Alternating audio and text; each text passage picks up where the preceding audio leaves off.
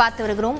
தென்மண்டல முதலமைச்சர்கள் மாநாட்டில் புதுச்சேரி துணைநிலை ஆளுநர் கைலாஷ்நாதன் பங்கேற்று பேசியிருந்த நிலையில் புதுச்சேரிக்கு குடிநீர் தேவையை தீர்க்க தமிழ்நாட்டின் சாத்தனூர் அணையிலிருந்து குழாய் பதிக்க வேண்டும் என அவர் வலியுறுத்தியிருக்கிறார். இதுகுறித்த விவரங்களுடன் செய்தியாளர் இளமமுதன் இணைந்திருக்கிறார். இளமமுதன், துணைநிலை ஆளுநர் என்ன பேசியிருக்கிறார்? லவனே, தென் மண்டல மாநாட்டில் பங்கேற்பதற்கு புதுச்சேரி அரசில் முதலமைச்சர் ரங்கசாமிக்கும் துணைநிலை ஆளுநரான கைலாஷ்நாதனுக்கும் அழைப்பு விடுக்கப்பட்டது. 2 அதிகாரம் கொண்டவர்கள் ஒரே மாநாட்டில் பங்கேற்க கூடாது என்பதற்காக முதலமைச்சர் இந்த கூட்டத்தில் பங்கேற்கவில்லை.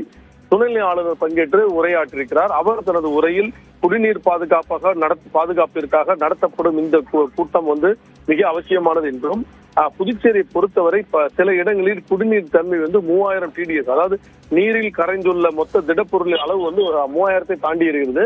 இது பாதுகாப்பாக இல்லை என்றும், இரும்புத்தன்மையும் உப்புத்தன்மையும் அதிகரித்து வருவதால் ஒருங்கிணைந்த நீர் பாதுகாப்பு திட்டத்தை மாநில அரசு கொண்டு வருகிறது. இதற்கு மத்திய அரசு உதவி செய்ய வேண்டும் என்று கேட்டுக்கொண்டார்.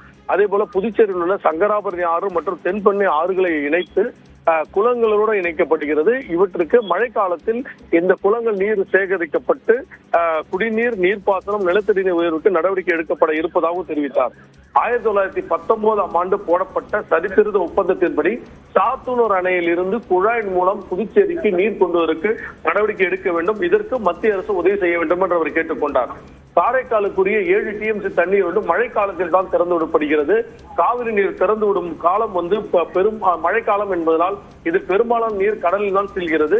இதனை பாதுகாக்கும் நோக்கோடு காரைக்காலில் உள்ள NIT-யோடு இணைந்து காவிரி நீர் சேமிப்பு திட்டம் ஒன்றை மத்திய அரசுக்கு நாங்கள் விரிவாக கொடுத்திருக்கிறோம். இந்த திட்டத்திற்கு மத்திய அரசு உதவி செய்ய வேண்டும் என்று அவர் கேட்டுக்கொண்டுள்ளார். புதுச்சேரி பொறுத்தவரை புதுச்சேரி மற்றும் காரைக்காலுக்கு தமிழகத்தில் இருந்தும், ஏனாமிற்கு ஆந்திராவிலிருந்தும், மாஹேக்கு கேரளாவிலிருந்தும் தான் நீர் வர வேண்டும். அதனால் அண்டை மாநில ஒத்துழைப்புடன் புதுச்சேரி இந்த திட்டங்களை செயல்படுத்த வேண்டும் என்பதுதான் தங்களுடைய விருப்பம் என்று புதுச்சேரி அரசு சார்பில் கைலாஷ்நாதன் தெரிவித்துள்ளார்.